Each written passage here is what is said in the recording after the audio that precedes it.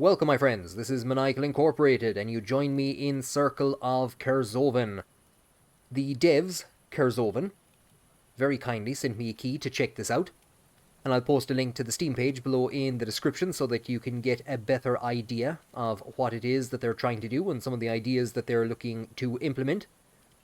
It's a city builder with a very interesting art style. I was taken by the art style immediately and by the different elevations that you can build on. So it's not just a single flat plane. And there are a variety of different elements that are going to be incorporated.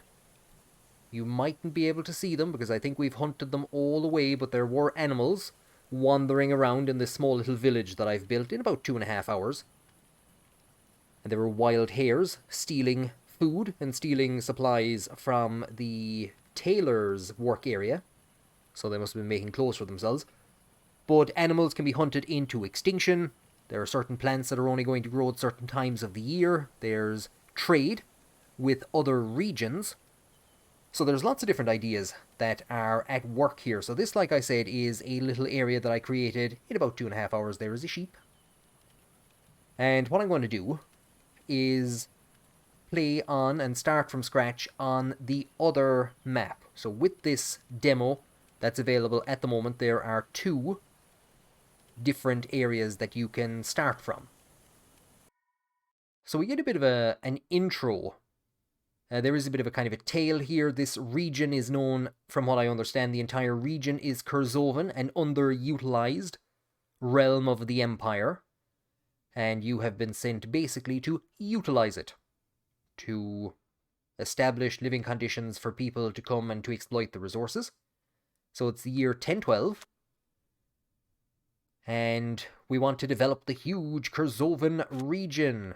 And here is an administrator who's telling us all of the various different things. So I'm gonna skip the bit of an intro. And here we are in, it's Kerzoven, but it's basically the older, from what I understand, it's an earlier version of the map. There is an opportunity for players to actually create from scratch their own maps and their own scenarios. I'm not too sure if the game itself will have procedurally generated areas, but there is, from the description on Steam, going to be an ability for you to sculpt and create your own regions and lay them out as you so wish.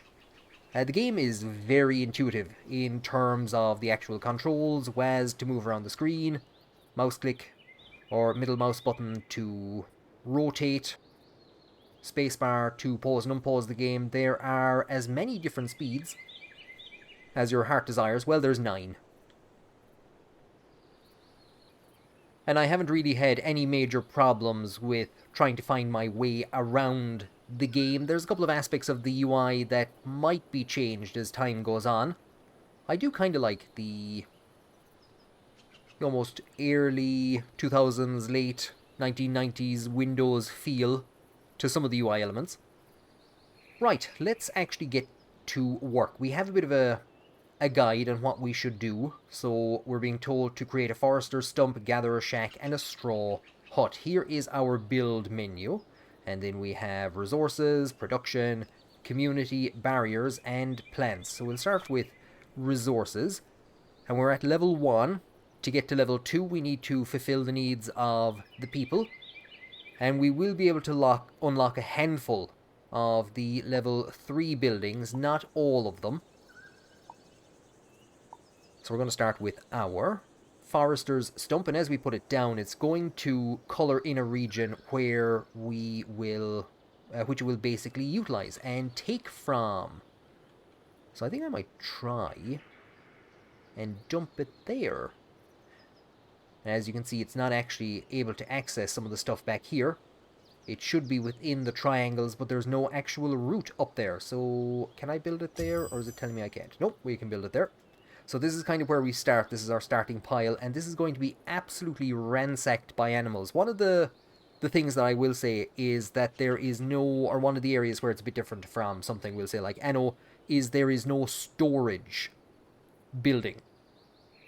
So when our woodcutter basically cuts wood down, it's going to be stored here until it's needed in a production building, and then it'll be taken to that production building. The next thing is a gatherer's shack, and the gatherer's shack is going to be our early food supply, and as you can see, it's kind of highlighting bushes and berries, and these wheat farms, or these wild wheat areas. So for now, if we put it there, and again, or to rotate, a lot of the what you'd grow, or what you've grown to expect from games like this, if we put it there, it's in kind of an awkward position, but we're getting the most of the wheat, so sure. And the other thing then we have is a straw hut. So these are the beginnings of our village. For the straw hut, we don't need to place it on that road. We'll put down 2 of them. And by clicking on it, it leaves open all of the other menus. I'm unsure as to whether I like that or not, but it allows you to kind of open multiple windows and move them around as you so wish, which I definitely like. Pending materials, grass, which is going to be collected from the gatherer, and branches, which is going to be gathered from that woodcutter's stump. So the forester's stump has been finished, and if we click on it, here are the various activities that it can do. So it can harvest leaves, collect mushrooms, collect branches, and cut down trees. It has a max limit that it can hold, which does not go beyond a certain level. To increase it, we would need to go to the Employees tab and increase the storage here. So you would need 3 wood. So there are upgrades that they can take. This building can take 4 upgrades, and there's 4 available. But something like, if it's been built, the straw huts, they have 1 update or upgrade slot, but they have multiple actual possible upgrades. The one thing I will say is that the hiring of workers is kind of unusual. Workers can actually have multiple jobs. So I think they can have up to 2 jobs. They can work in 2 places at a time. And if we click up here, we can see all of our people. We can see that they have they're employed somewhere in a construction site. And this person is doing nothing. Here is their workload. So there's lots of different information being offered. I haven't had any major problems with buildings not being worked in when they should be, but it can at times just be a bit awkward to figure out where people are, especially when you have more buildings than a workforce, because they kind of rotate between the buildings. We have had a dream, an event, we remember, seeing a forest spirit. The creature seemed friendly and looked calmly in our direction. As time passed, more and more animals gathered around its side. Some lay down and fell asleep, others looked curiously in your direction. Then you woke up to the noise of the morning. Oh wait, no, that's not meant to be spooky or scary. So there's a couple of kind of updates or letters that we get at the start of the game. Here are our citizens. Freezing cold at 10 to 2 in the morning. Fair play to them. They'll be up around 5 o'clock. I didn't even know there was a 5 o'clock in the morning. And they'll be up at 5, and they'll be off and about doing their work. Here is our gatherer shack. And it automatically hires 2 people.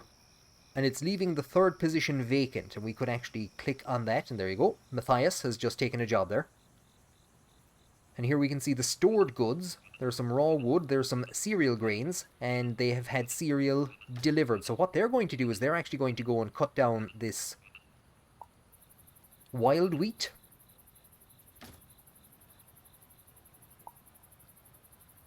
Sheep. And if we look at, there we go, mating season. That's the most important information. Anyway, what the guys in the shack are going to do is they're going to cut down that wheat. They're going to bring it to the shack, and they're going to bait it into grain, and then that can be used in chains later on. They're also going to harvest some grass. On the topic of food, food is delivered in, I won't say delivered, but it's represented in a rather strange way. Millijoules. So depending on activity and heat, a person needs about 10 millijoules per day, so it's not an actual set level, depending on the region that they're in. So there are different regions. There's a mountainous region, kind of a cold mountainous region, and then there are desert areas. So depending on the heat, their energy demands will change, and food is stored in terms of its nutritional value. So we have, is that 55 kilocalories of apples, or is that the value of a single one? I think that might be the value of a single one. Or we have 80 grams of meat. So I do find it slightly difficult to interpret how much food we actually have. On my other map in Kerzoven, there were times where it said that I had 10 or 20 millijoules of food and 20 people. So not a hope on earth that they could have all been fed. And they were being fed fine because there was food in other areas that hadn't been processed yet. We're actually going to see it now in a moment with the fireplace. So we have some new demands to build some buildings. So the first one is telling us is, well, we could go for the stone quarry. So the primitive stone quarry, and if we place it here, it's getting, we can see nothing has lit up, so that's probably not a great place to put it. And if we go over here, we don't see much. I did see a couple of regions. There we go. There we go. This could be a good place to put it down. Yeah, we'll put it down here. So again, or to rotate the buildings. If we place it there, we'll pick up a couple of extra stone. The next building is a hand mill. And that is under productions. That makes sense. So here's our hand mill. I might as well place it near to our gatherer shack. I would like to keep a route to that downward slope, so we will put it, yeah, we'll put it there. So we'll probably have a road going over there now shortly. And the roads are just mud roads, so we don't actually need to worry. There's no cost to building them. And they're built instantaneously. There might be ways, I'm not too sure if there's ways of actually upgrading those at a later point in time. And then a baker's simple oven. And you know what, we might as well keep all of our food production over in this direction. So here's the baker's simple oven. And we place that right there next door. So we also have firewood, which is actually being taken from the... well, it's not. So our stump is generating logs, and here we have a sawing place, and you can see that one of the things it produces, if I try to move over it, can't. I'm not too sure if I can right-click, so there's no actual way of locking. Might be an idea to have the tools from... it's pretty much been popularized by Paradox games, but where if you leave the mouse hovered here long enough, this window, this pane will lock in place, and then you can go down and actually hover over the items it produces. So it produces firewood. That means we need a sawing place. We need a place to saw. So we might as well put it there. And what was the other thing that we need? A fireplace. So fireplace is an early type of village center. And we could... I think, yeah, if we drop it here near the houses. So this is going to be used to cook food, and this is what I was talking about earlier on. We can set up a hunting hut shortly, and that will collect meat. And I had 80 meat at one stage, and it was not showing up here. It won't show up until it's actually cooked. But the issue is that when they're at the fireplace, they will take raw meat, cook it, and eat it instantly. So at times it can look like there is zero food. I've never run into food issues here, even when told that I had nowhere near enough food to feed people. Lads, would you look at this? It's 9 o'clock on a Saturday evening, and they are fast asleep. And you know you're getting old when you look at that and you think, do you know what, that's actually a good idea. That's a good way to spend a Saturday. You know you're getting old when you're not judging these people. It might be hard to see, but we have inside here in this little river a trout and he's asleep.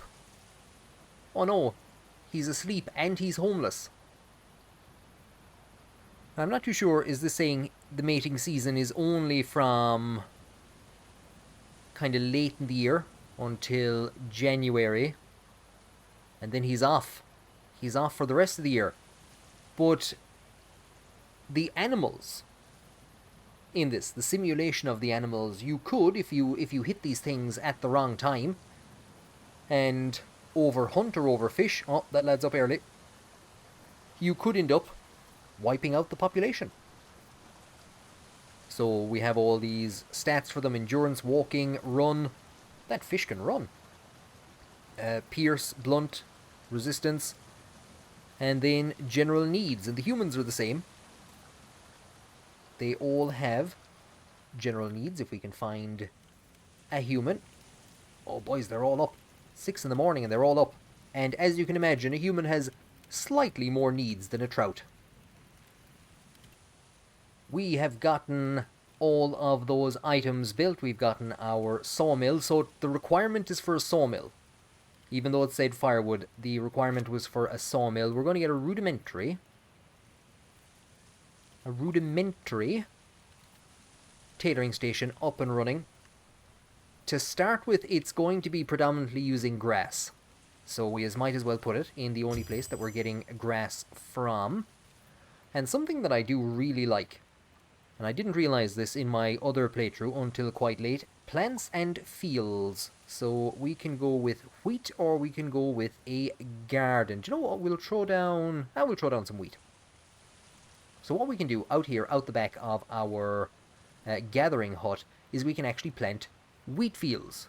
Do you know what? We have so much wheat, I won't bother. We could plant a garden. We could plant a cactus. We could plant a bush. So these are basically bushes. There's grass. There's grass. Is it all grass? Or do these count as bushes? I'm not entirely too sure. There we go. There's a bush. So we can plant all these various different things, and so you're not restricted to where the wild wheat is growing. If you wanted to, you could just grow, build things over it, build houses over it, and actually set up farms wherever you want them. The other thing that we need to make is I'm in the wrong panel. I believe it is a community center. So to get the community center up and running, we first of all need to unlock the next level by fulfilling the needs of our people, and that's going to be done by getting this rudimentary table up and running and then getting some clothes made for our citizens. I think it might even start to tell us what they are short.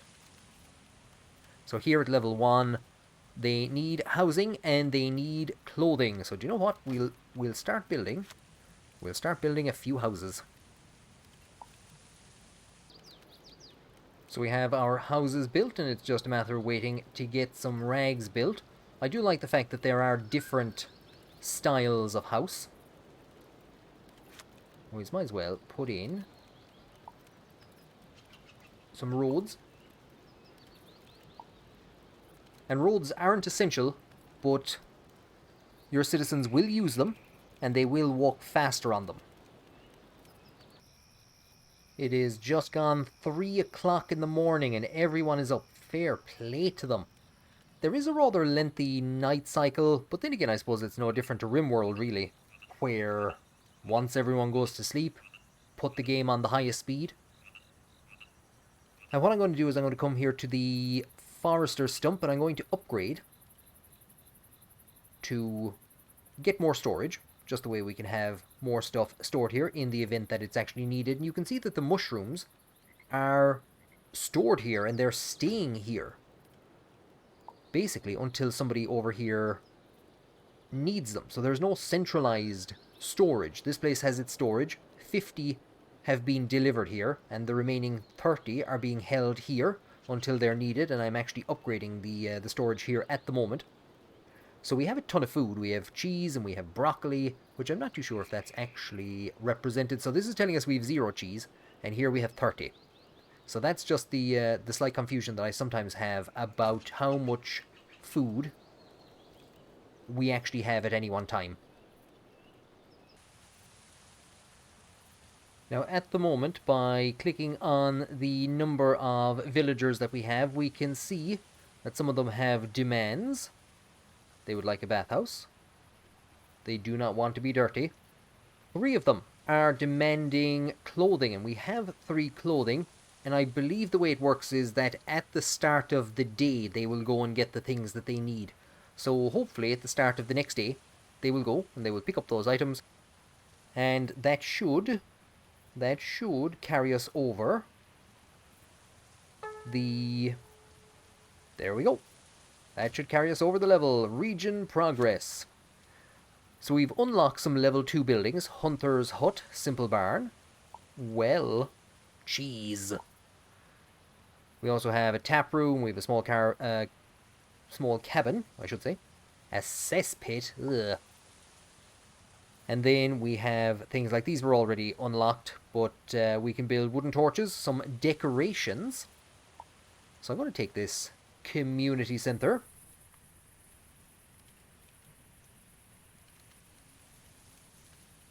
Now we could kind of place it in off the road a bit. We could place it back there. And you know what? That's exactly what I will do. We'll place it there. And we will then have this road going to it. And then we could put...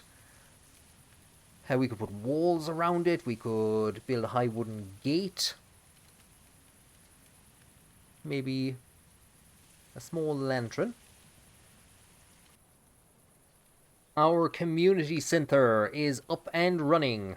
A central location for the community, which can be upgraded to a town hall with 20 cut stone. And do you know what? I'm going to go for that. So it will expand the building once that stone has been put in place. We've now been given a task to discover a region, to negotiate a trade agreement, and to build a marketplace. Now, I'm not too sure if the marketplace has actually been uncovered yet. You can only have one community center. There is the marketplace, so we need to get up to level 3 before we can do that. So to discover this new region, we have down here the map button, and here at the moment is the world, and here's the scenario, which is just new starting map. And you can create your own scenarios with your own conditions, and you can create your own maps like this one. I'm not too sure if you can create your own maps like this one, but here is Veltheim, and then we have question mark, and we can see that this is in a desert region, grassy region, igloo region, and not too sure what this would be. Jungle. So what we're going to do, and our job is to basically click on one of these 2 question marks. I'm going to click on, I don't know if this is table lands in every playthrough. I'll click on this one. So it's going to basically send some villagers out there. They need 10 bread and some time to go and explore. And basically over time, that number is going to go up. And once it reaches 100, we'll have discovered a region. Hopefully, the men, and then we can form a trade agreement with them. And while we are waiting for them to come back, I am going to build a small cabin. And as you can see, it is significantly bigger than the straw huts. And I'm also going to get some fishing going. I was going to get some hunting going, but I'm actually going to start with some fishing. So for the fishing, you basically select a fishing spot. We'll select over here, and you can see the regions that it's highlighting. That's where, so it's actually only really the tiles, the immediate tiles around it. Those are the only ones that it's actually going to go and fish in. So we'd have this bit of a river. Finding a good fishing location, therefore, can be kind of tough. I think that's pretty much... I think that's the best we can do. Now, I believe in the game that children can be born and your village can grow that way. However, we've just gotten a pop-up. Well, it's not really a pop-up, but it's somebody inquiring to join. And I believe it's under... Nope, it's not under requests. possible immigrants. So if we accept, we will accept that one person, and our population will grow to 13. Well, we discovered something. It wasn't exactly what we were looking for. So I'm actually going to immediately start a mission to find this area. I think it might always be this area. But if we actually click on Herznach, it will transport us there. And we could actually continue to play on and build in this region. So you can actually have multiple cities, villages set up, and you could, so we could build this region. Probably we could feed one of them from the other, so we could, doesn't look like this is a great, I'd say now you'd be fairly hungry if you're dependent on that. So do we even have anything here we can hunt? There's something down here. I'd say now you'd be a hungry man if that's what you were dependent on. So you might be able to transport food here from the other region and use this for mining. I'm sure there's going to be plenty of resources here. It's not always easy to check where the resources are, so there's no kind of mini-map from what I understand that automatically shows up. It can be tough, but these, they kind of show up on the map, but they could be either burrows or actual mines, so it's hard to pick them out. So here's iron ore, which I don't believe that we have on our other map, so if we wanted a source of it, we would need to come here and mine for it, but we are going to return and remain in Veltheim for now. I'm not gonna lie, I am ashamed at how long it has taken me to show you this, because of course, like, I've spent 5 minutes just staring at this in the earlier playthrough, but I forgot to actually show this off to you guys. It's a day-night cycle that you enjoy. That's a rarity in a video game. And if we haven't seen it already, we're into a new season. So we have seasonal changes up here. And so the ground conditions have changed. The tree colors have changed. Certain plants are now growing that weren't previously. I'm not too sure if this means that certain animals are going to come onto the map that wouldn't have been around at other times of the year. And of course, that mating cycle that the animals have, that mating cycle is going to come into effect. Our small cabin is up and running, and like a lot of other games, when there is an opportunity for people to upgrade, so we can see that there is a free spot there in that house, there's 2 free spots there.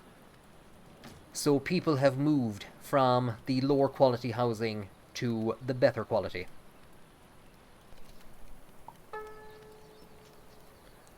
We have discovered the men. How are the men? So the next thing is a trade agreement, and at the moment I'm not too sure is it that there is or isn't a dedicated screen for this. We'll actually go and check out the men. How are the men? So they have built for themselves a little kingdom in a crater on a mountain. And they have their marketplace. They have grass all around this lake in the middle. They have their roads. Here's a gatherer shack. So this is an actual people that we can trade with. I'm not too sure if there's any actual people on the map. Here they are. So these are... It's a city of European hair. Oh no, there's actual people here. So this is a people that we can trade with. And there isn't an actual dedicated... Well, maybe it is dedicated. Here is the diplomacy tab. But it's kind of just in here with all the letters and stuff. So we can form a trade agreement.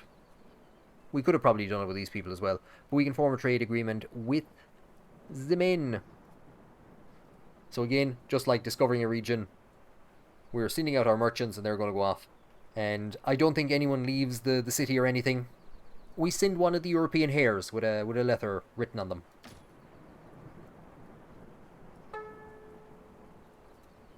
And that trade agreement, basically, I actually forget that goes, that the hares move really quickly, that trade agreement has gone straight through. Look at that building. So the town center or the community centre I should say, has been upgraded to a town hall. That is a magnificent looking building.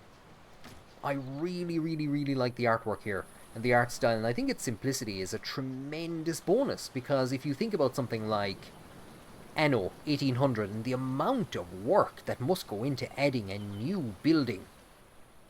Obviously, these things aren't easy to make, but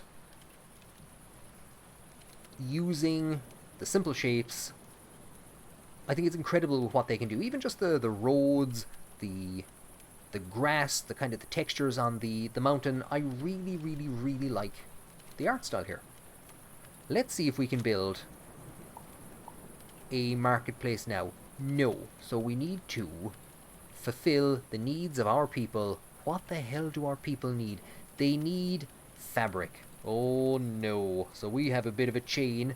We have a bit of a chain to go and get through. Here is our rudimentary tailoring table, and basic cloths require wool, require leather, require rough rags. Rough rags is all that we're getting at the moment. So here is a simple barn, and that will give us leather, wool, and meat. So we could actually put it down there beside the fireplace, facing the row of houses. We could get a hunter's hut down that would actually provide much the same stuff, so you kind of have a choice there. Now, I'm not actually too sure that we're getting a supply of leather. So what I'm going to do, to make sure, I'm going to build a hunter's hut, and I'm going to place it. Do you know what? We'll place it way outside the town. So up here, in range of a big burrow. Not too sure how well that's gonna go. And so this is Christmas, and what have we got? About 9 millijoules of food. Now, each person requires 10, however, we actually have a lot of food. 58 in terms of cooked meat. I don't think that's 58 millijoules or anything like that. We have a lot of raw meat, we have a lot of mushrooms, we have some bread. There is some meat at the fishing station. And I'm unsure if our hunter's hut is up and running. And yeah, we can always fry up some branches just in case we get really hungry.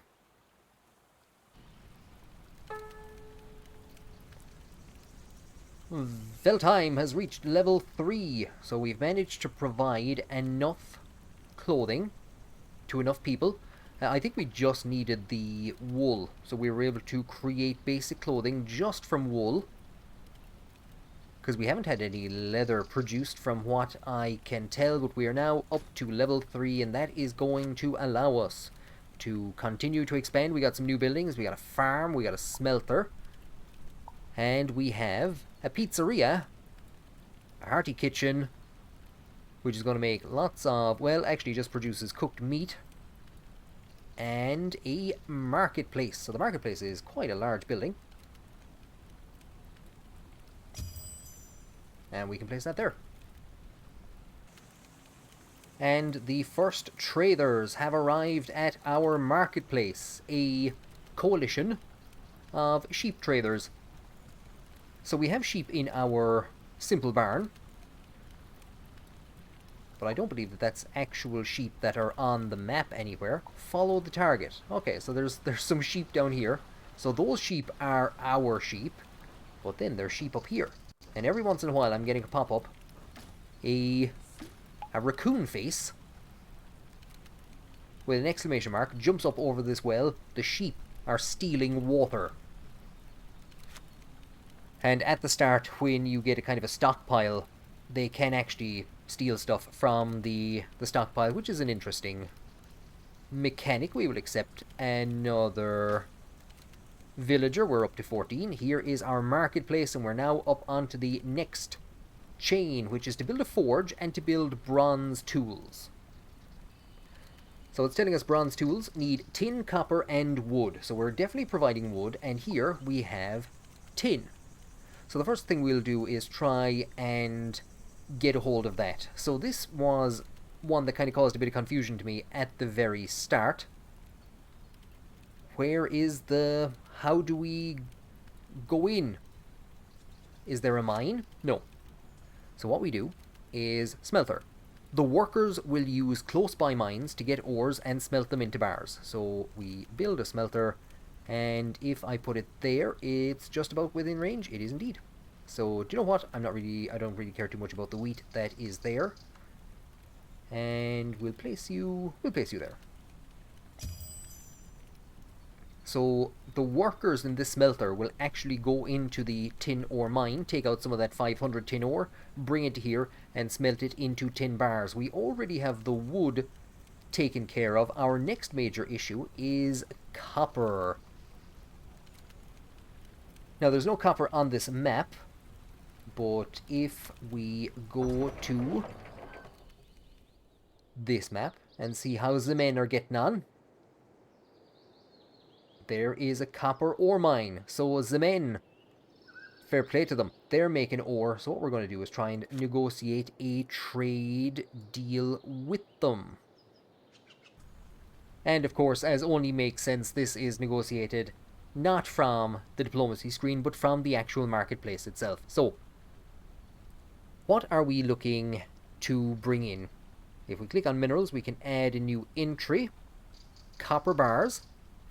And if I bring this, this is telling us, if I hover over it, merchants will sell this item as long as there is more than this limit in stock. Well, that's no good to me. And if I take it up to the end, it deactivates it. And if I bring it up from this end, it will tell us merchants will buy this item until there is this limit in stock. We'll go for... So it goes from 1 up to 9, up to 10, then 20. So you're going in increments of 10 up to 100, and then you're going in increments of 100 up to 1,000, and then in 1,000 up. We'll stick at 10. So that's what we're buying. And what do we want to sell? What are we in a position to sell? Would we be able to sell practical clothing? Do I have? Am I making practical clothing? I most certainly am not. Basic clothing, if there's more than 10. So that's what we're selling. And we're buying copper. And I clicked on add, but I didn't want to do that. So these are in two different tabs, and we could sell other items. Now, it doesn't really make much of a difference. I'm not too sure if this is fully implemented yet, but what's going to basically happen is that we're going to buy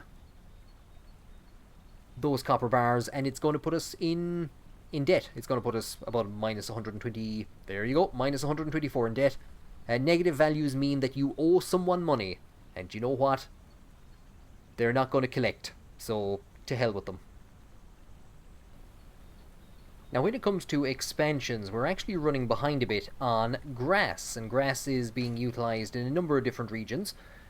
It's predominantly coming from this gatherer shack, and of course as we expand our village, the area that this gatherer shack can take from is decreasing. So I'm going to see about building either a second one or maybe even a farm, because this farm can grow grass.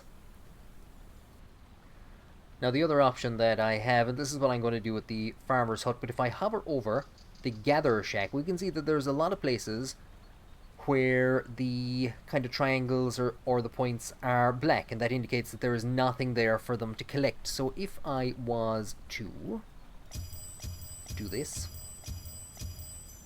which were some of the areas that were lit up, grass is going to be planted there. And we could put in wheat fields, we could put in a cactus, we could put in some bushes, which are sources of leaves and branches. So the grass is predominantly a source of broccoli, if I'm reading correctly. Hopefully the grass will be a source of grass. And all of a sudden, spring has sprung upon us, and we are receiving another possible immigrant. We will accept. So I think for a very short while we had fallen out of level 3, and before we fall out of level 3 again, I'm going to get this forge made, which is pretty much One of the last buildings that we need, we'll put it here, overlooking the marketplace. Sure, we'll put it that way. And right beside the plank farm. Now then, we have our forge up and running. And here is a bronze part, which is required for some of the more advanced buildings. And I'm actually going to turn that off just for now, so that they will actually go ahead and make that bronze tool, and it's saying just a max of 1 bronze tool. I'm not too sure what tools are actually going to be used for in the game. Will they be used to facilitate farms or woodcutters in working harder? I don't actually see an area at the moment, we'll say, for them to take tools. But once we have that tool built, it will go on to the next section. We're being asked about another immigrant. They are just waiting for your confirmation. So I suppose what it's letting you do is decide whether you want to take them now or get things up and running before you take them. But there doesn't seem to be a way, we'll say, to reject any new arrivals as you would have in, well, I suppose it's the same in Dwarf Fortress. But we are going to see a population boom, or we might see a population boom now soon as children are born. So this is something that I've just discovered now, as well as being able to increase and decrease the actual build priority of a building. So when I had these two up and running, I increased the priority of this one to get it built faster, but you can also increase or decrease the priority of the items. So even though I have everything else turned off, I have increased the priority here of the bronze tools. And hopefully someone, Alexandra, will get that built shortly. And do you know what? I feel bad now for hurrying the poor woman, because she was obviously there in the dead of night, pitch dark, working away to get that bronze tool built and to get us over the finish line for the demo. So that is all of the content that the alpha demo has. Now, there are still a couple of things that we can do. There are still a couple of buildings that we haven't yet investigated. So we didn't even need the farm and the... we didn't even get the farm built. I think we just got it built actually in the very end. So that's going to allow us to harvest grains. There's nothing there that we haven't seen already. There is dirt, but I'm not too sure that's implemented. There's a cesspit that we can build, which requires dirt and produces... I'm not too sure what it produces. There is, of course, the hearty kitchen that we could get up and running. So there's a couple of other buildings, and I think we can actually... But it's not something that I've tried. I think we can actually go to the map and go to some of the other regions and start building here. This seems to be in the middle of a thunderstorm. So if we go to our build menu, I think we might be able to start putting down... I'm not too sure how people would actually get here from the other map, though. It's not something I've actually tried at the moment. So there you go. This has been a look at the basics of Circle of Kerzoven, which I've had a great amount of fun with.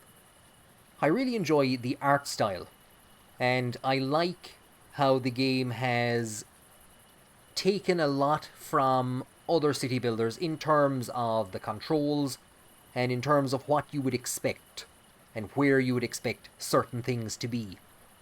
I had a small bit of difficulty in the tutorial, just in one or two places where the tutorial was saying to do something and it didn't take a huge amount of work to figure out what it was that they actually wanted. Again, it's pretty intuitive.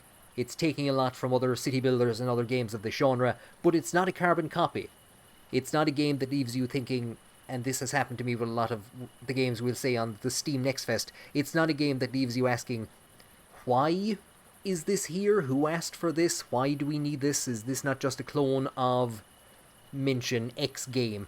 There is obviously a bit of a banished feel to this, but I really like some of the stuff that it's doing with, we'll say, the gathering huts and the ability for you to create your own fields and to mark out your own areas. So on the one hand, you can utilize the resources that are here on the map, and on the other hand, you can put down wheat farms and grass patches wherever you want to.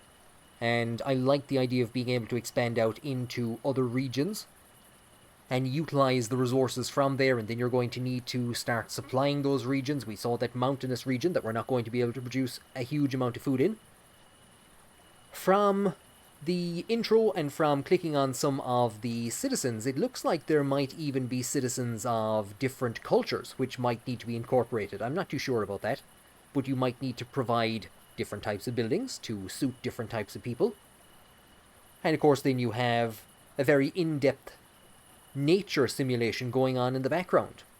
It's possible that you could wipe out a species of animal, and what type of effect is that going to have on your settlement? If you wipe out all of the hares, all of the fish, if you overfish a region or overexploit a region. So I've had a tremendous amount of fun with this game. Very grateful to the devs for sending on a key to check it out.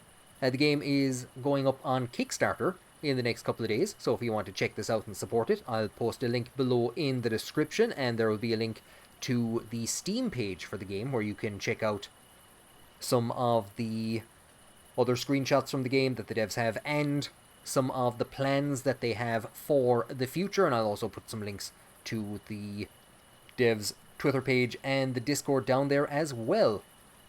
So thank you for joining me on this episode, and I hope that one day you too will think of immigrating to my little village of Kerzoven.